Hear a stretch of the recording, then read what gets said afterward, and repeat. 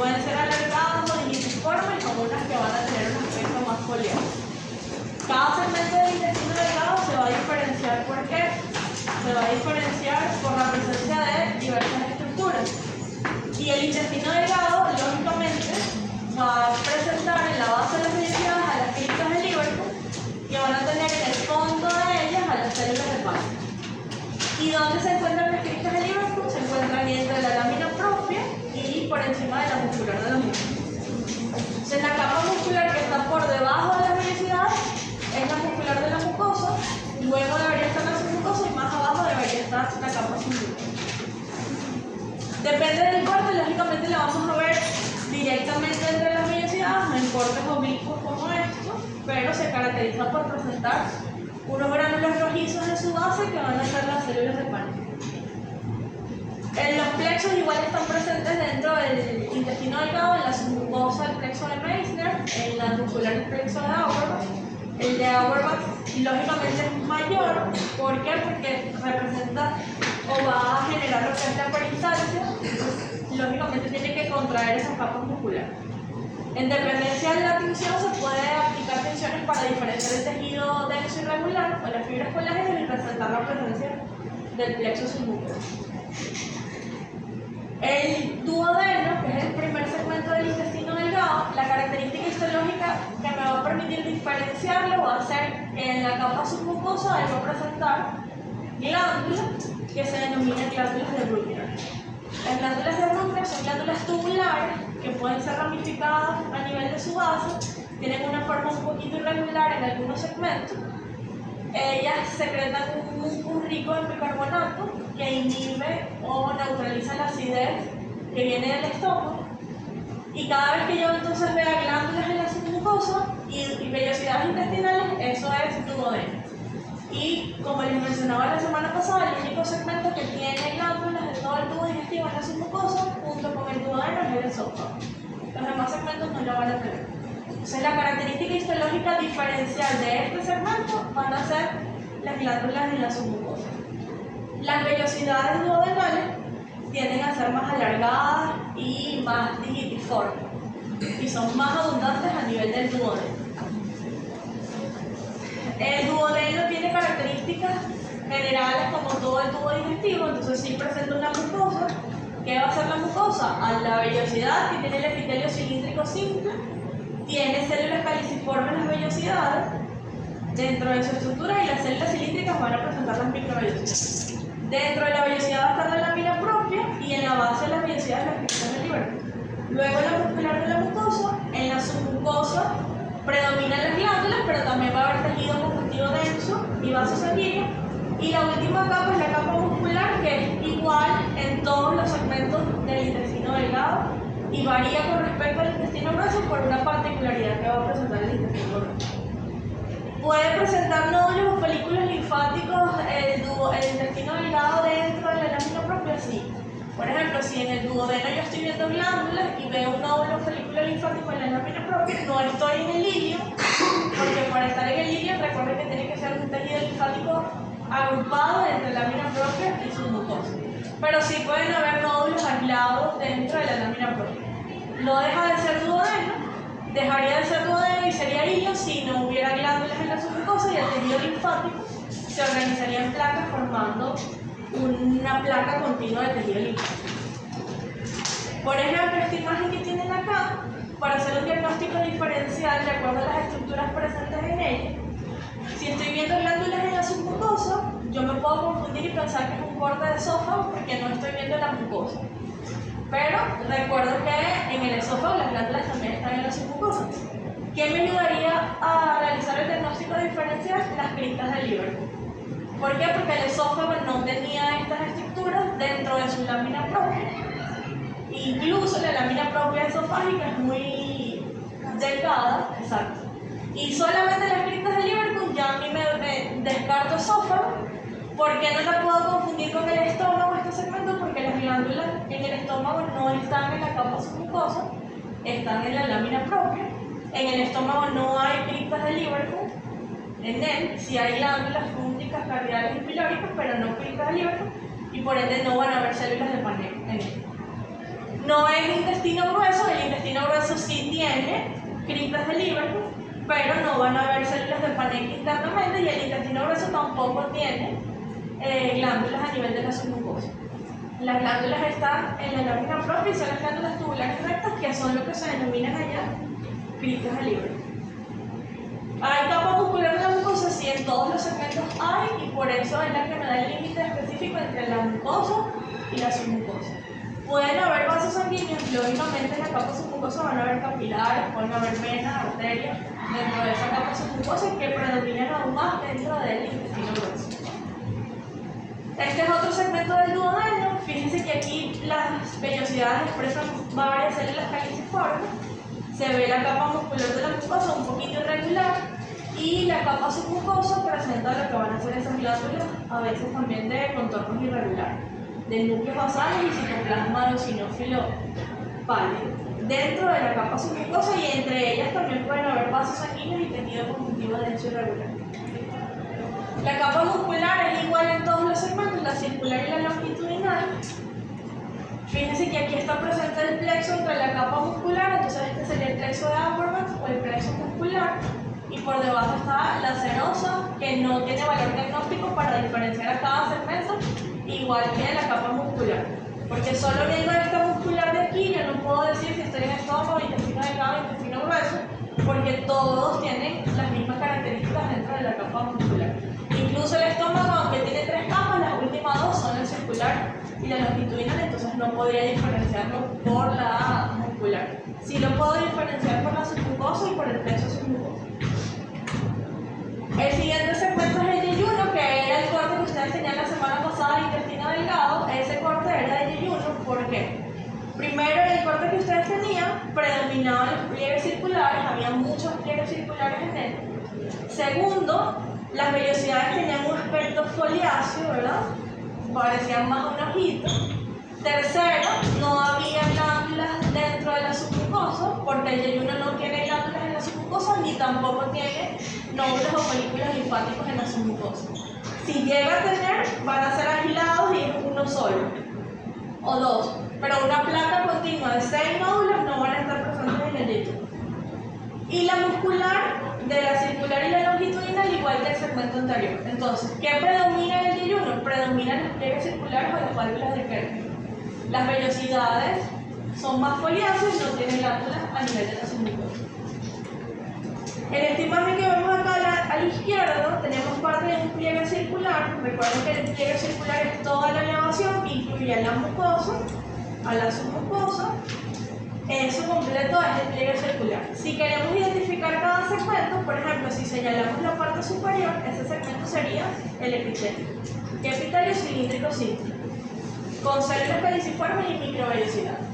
Si debajo del epitelio evidenciamos acá la lámina propia, que sería este que está acá. La dilatación central que ellas presentan es el vaso pilífero central. En la base de las vellosidades, todo lo que está dentro de la vellosidad y que está al ladito de las invaginaciones que están entre las vellosidades es la lámina propia, que incluye el vaso pilífero central por estar ubicado dentro de él. En la base de las vellosidades, estas estructuras serían las cristas de Liverpool. En ellas, fíjense que esta vellosidad tiene el vaso pilífero, esto también, esto no lo tiene dilatado y algunas tampoco no lo van a estar asentadas. Luego de las cristas de Liverpool, lo que está inmediatamente por debajo de ellas es la capa muscular de la mucosa, y por debajo de la muscular de la mucosa debe estar la capa submucosa. Todas esas estructuras forman parte del pliegue circular y lógicamente también forman parte de lo que van a ser las vellosidades intestinales, como el epitelio, la lámina propia y el vaso pilífero central. Las vellosidades tienen células caliciformes que están presentes tanto en el duodeno como en el yeyuno y son más abundantes en el siguiente segmento, que va a ser el ilio, porque en el ilio, lógicamente, ya el segmento que viene es el intestino grueso, y en el intestino grueso hay una cantidad considerable de células caliciformes dentro de las glándulas tubulares.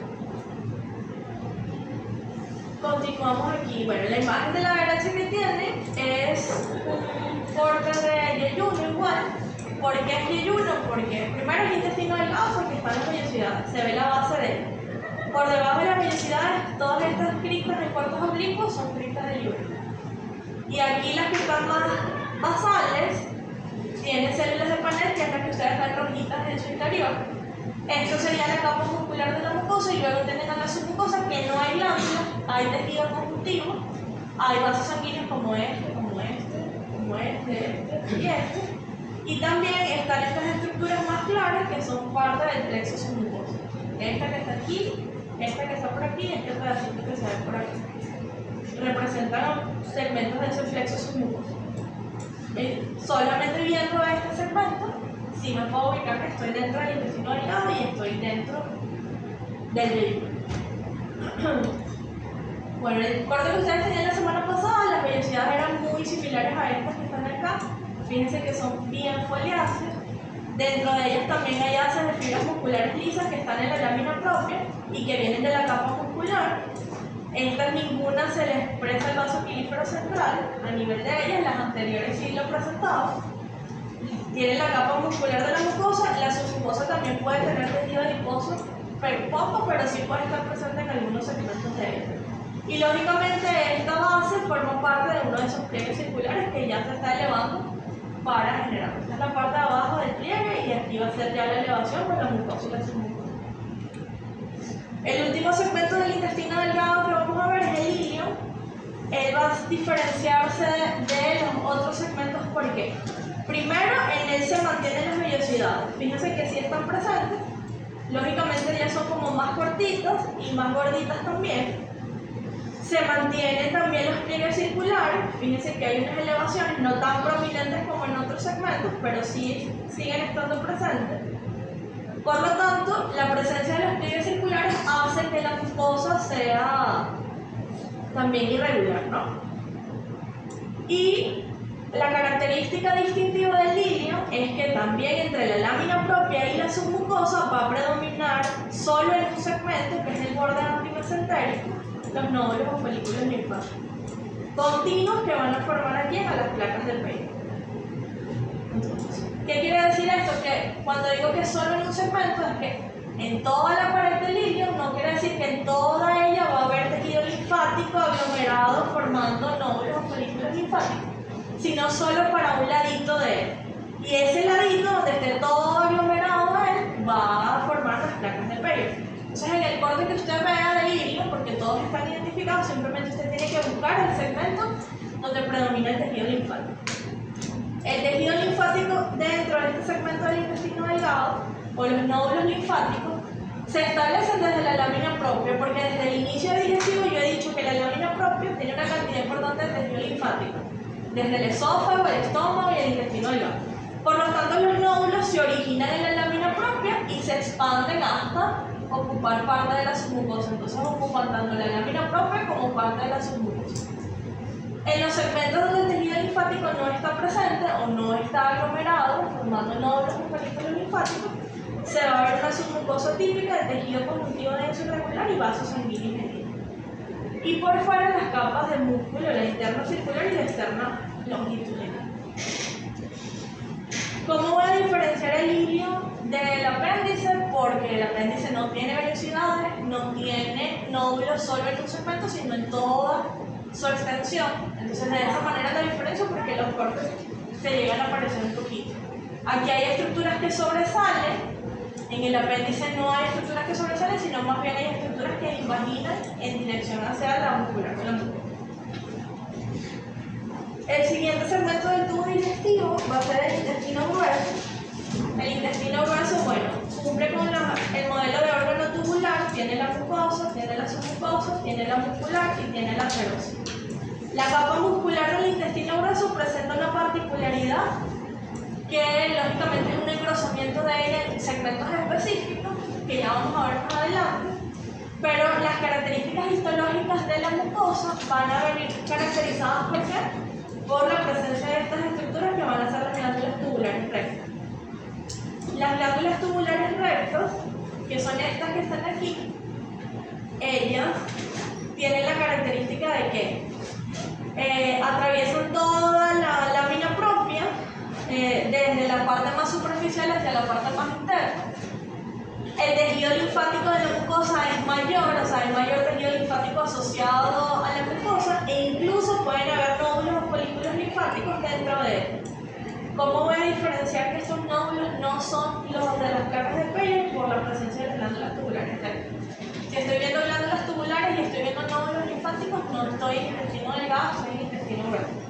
Si por ejemplo hay tres como los que están acá, estoy en esos nódulos linfáticos aislados, pero también puede haber uno como en este segmento, pero es histológicamente descriptivo del intestino grueso la presencia de nódulos en folículos linfáticos. El epitelio del intestino grueso es epitelio cilíndrico simple con células caliciformes y microvellosidades. Y en la submucosa van a presentarse los vasos sanguíneos que van a ser, se puede decir que aumentados o en cantidad considerable dentro de la submucosa, como lo van a ver en la siguiente imagen. En esta que está acá, fíjense que la submucosa es muy vascularizada, de diferentes tipos, entre vénulas, arterias y capilares. También va a tener tejido adiposo.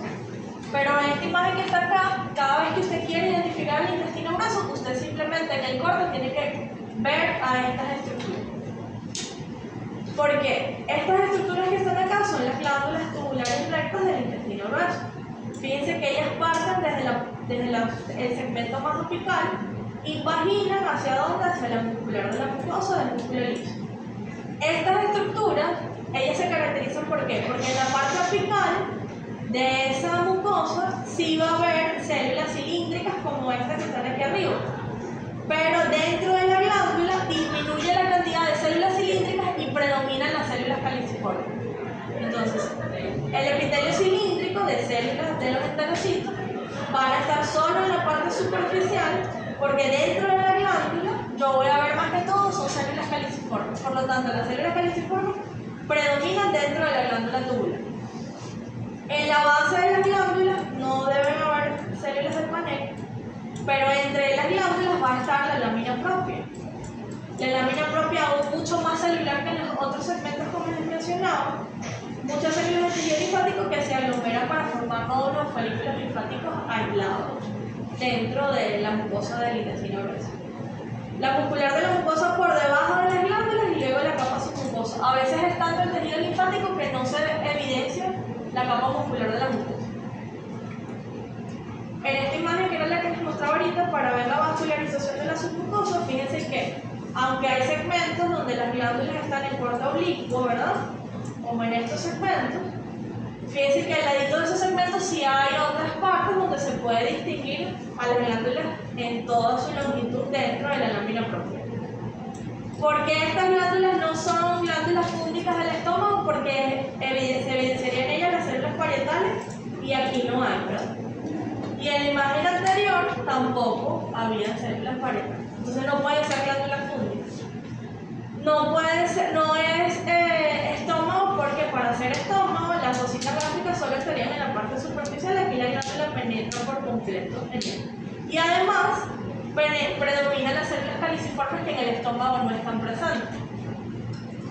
Y otra característica, fíjense que aquí sí se ven nódulos o folículos linfáticos que vienen desde la lámina propia, tapan a la muscular de la mucosa que debería estar por aquí, pero hay tanto tejido linfático que desaparece, como pasa en el ilio a nivel de las placas de Peyerl y como va a pasar dentro del apéndice también.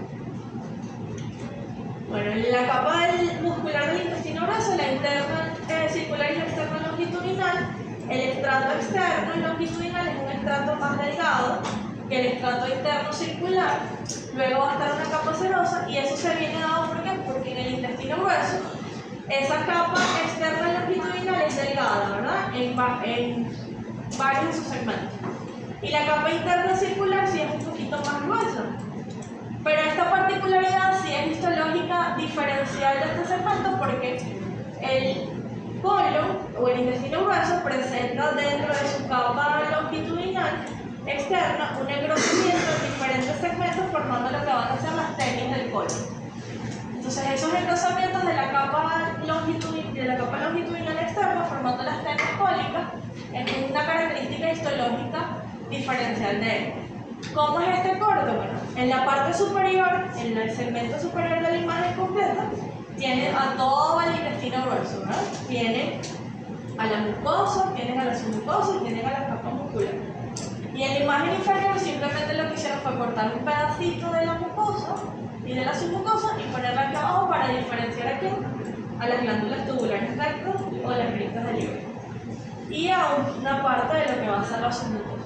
Entonces, partecitas de aquí lo pegaron aquí abajo para diferenciar que esto está en la parte superior de aquí. Y el apéndice, que es el último segmento que vamos a ver, bueno, él no tiene los pliegues circulares, no tiene las vellosidades, sí presenta las glándulas tubulares, que son esas impaginaciones que ven aquí en los otros segmentos. A diferencia del ilio, fíjense que aquí los nódulos linfáticos sí están en toda la pared del apéndice, no están solo en un segmento. También se originan desde la lámina propia y ocupan parte de la submucosa. Hay submucosa que va a ser típica como en el intestino delgado, en el ilio, que no se veía para nada tejido linfático, bueno, muy pequeñas partes. Por ejemplo, este segmento de aquí, que está acá, aquí sí se ve un poquito menos el tejido linfático, más hacia la parte inferior sí se denota una submucosa más o menos típica, y por debajo de ella las capas musculares.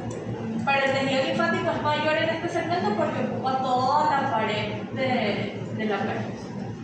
Simplemente para diferenciarlo tengo que ver dos cosas, a las glándulas tubulares y a la manera en la que se dispone el tejido linfático. Esas dos estructuras es lo que usted le ayuda a diferenciar el apéndice del ilio, incluso en el ilio, en las imágenes, en los cortes histológicos que tienen hoy, van a ver que ahí se ven muy bonitas las velocidades, aquí no deben haber porque no se van a presentar. Si no hay pliegues circulares, lógicamente la mucosa es más uniforme, ¿no? Es más regular. El corte de apéndice cecal que tienen hoy se ve muy basófilo, pero se ve muy bonito el tejido linfático. Bueno, continuamos aquí. El páncreas lo vemos la semana que viene. Ya la semana que viene vemos la última clase. Y la otra semana ya las solas vienen a dar la lección y a entregar la tarea, bueno, a subir la tarea a la plataforma, porque ahorita sí se les voy a agregar, ayer fue que lo terminé de hacer y tienen que hacer 19 dibujos. Pero es el grupo, ¿no? ¿Cuántos estudiantes? 19. ¿Cuántos estudiantes por grupo? Igual que